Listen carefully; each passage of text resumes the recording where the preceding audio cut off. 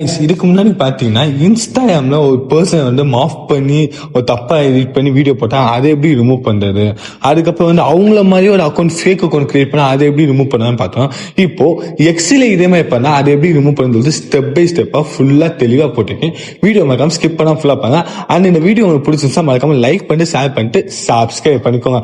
And நான் ஏதாச்சும் mistake விட்டுட்டேன் இல்லை உங்களுக்கு ஏதாச்சும் ஃபீட்பேக் சொன்னா மறக்காம கமெண்ட்ல சொல்லிட்டு போங்க. ஓகேவா, வாங்க வீடியோக்குள்ள போகலாம்.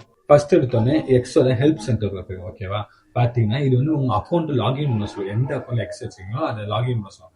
இதுல சேஃப்டி அண்ட் பிரைவசி நம்ம போட்டோ வந்து அது தப்பா எடிட் பண்ணி இமேஜ் பண்ணி போடுவாங்க. நம்ம ஒரிஜினல் போட்டோ இது வந்து வேற சைட்ல போட்டுருக்காங்க. அதை ரிமூவ் பண்ணி எப்படின்னா பார்ப்போம். நான் பார்த்தீங்கன்னா ஃபர்ஸ்ட் ஆப்ஷன் கொடுத்தது இது வந்து என்ன பத்தினால நான் கொடுக்குறேன்.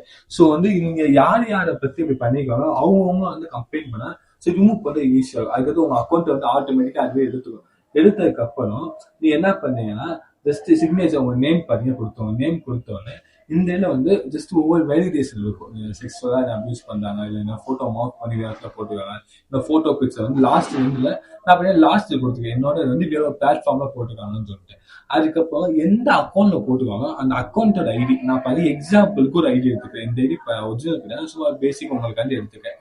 அதுக்கப்புறம் அந்த போஸ்ட் அந்த அக்கௌண்ட்ல பார்த்தீங்கன்னா ஏற்பட்ட பத்தி போஸ்ட் போட்டிருப்பாங்க.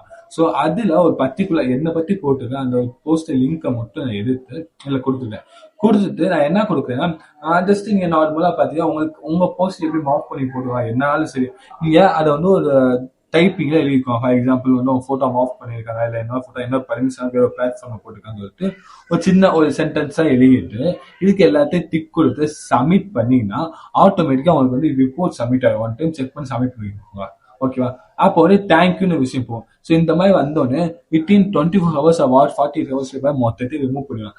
அதுக்கப்புறம் பார்த்தீங்கன்னா உங்க போட்டோ அதே மாதிரி இம்பர்சனலைஸ் பண்ணிருப்பாங்க. அதாவது உங்க அக்கௌண்ட் மாதிரி இன்னொரு அக்கௌண்ட் தான் ஆல்மாட்டம் சொல்லுவாங்க. ஓகேவா, ஸோ உங்க அக்கௌண்ட் மாதிரி இன்னொரு அக்கௌண்ட் மாதிரி கிரியேட் பண்ணிட்டு இது நான் தான் சொல்லிட்டு உங்களை மாதிரி அவங்கள்ட்ட உங்களுக்கு ஃப்ரெண்ட்ஸ் அதாவது உங்க ஃபாலோவர்ஸ் அமௌண்ட் இந்த மாதிரி வந்து ஸ்கேம் பண்ணுறதுக்கு இந்த மாதிரி பண்ணுவாங்க. ஸோ இதுக்காக நீங்க என்ன பண்ணுங்க என்னோட ஐடி மாதிரி இம்பர்சனலைஸ் பண்ணிக்கலாம். இது நான் தான் என்ன மாதிரி இருப்பேன் மீன் கொடுத்துரு.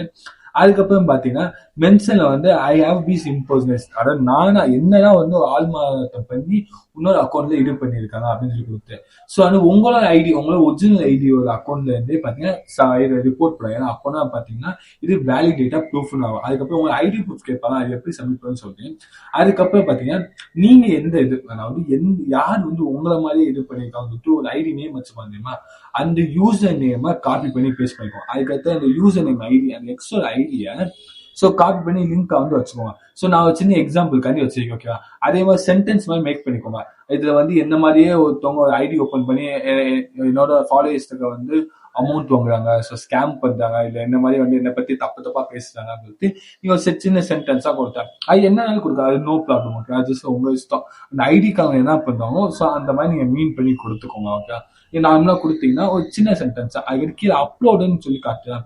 இது வந்து எதுக்குன்னு பாத்தீங்கன்னா உங்களோட ப்ரூஃப் அவங்க ஐடென்டி ப்ரூஃப் எல்லாத்தையுமே பாத்தீங்கன்னா ஜஸ்ட் அதை வச்சு அதோட டாக்குமெண்ட் அப்லோட் பண்ணுங்க.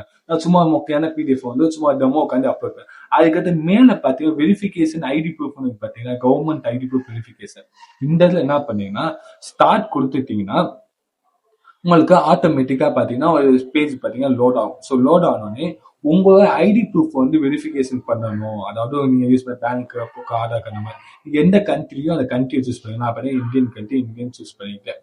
சூஸ் பண்ணதுக்கு அப்புறம் உங்களோட ப்ரூஃப் கேட்பாங்க. PAN card, Aadhaar card, passport, ஓட்டு ஐடி, டிரைவிங் லைசன்ஸ் சொல்லிட்டு இந்த மாதிரி ஏகப்பட்ட ப்ரூஃப் கேட்பாங்க. நான் பாத்தீங்கன்னா பேன் கார்டு விஷயத்தை கொடுக்குறேன். ஓகே, பேன் கார்டு கொடுத்தோம் நீங்க வந்து மொபைல்ல பண்ற மாதிரி இருந்தா ஸோ ஆட்டோமேட்டிக்கா ஸ்கேன் அந்த கேமரா ஆப்ஷன் வந்து ஸ்கேன் பண்ணி நான் லேப்டாப்ல பண்ற மாதிரி சென்ட் டு அதர் அதாவது இன்னொரு டிவைஸ்க்கு சென்ட் பண்ணிட்டு இதை நான் வந்து மொபைல்ல இருந்து ஸ்கேன் பண்ணேன். ஆட்டோமேட்டிக்கா ஒரு பிளாட்ஃபார்ம் அதாவது ஒரு கேமரா ஓப்பன் ஆகும். ஸோ இந்த ஐடி ப்ரூஃபை ஸ்கேன் பண்ணிட்டு சப்மிட் ஆகும். அது ஆட்டோமேட்டிக்கா சப்மிட் கொடுத்தா இதுன்னு பார்த்தீங்கன்னா வித்தின் த அக்கௌண்ட்டோ 2 or 3 days ரிமூவ் பண்ணிடுவாங்க.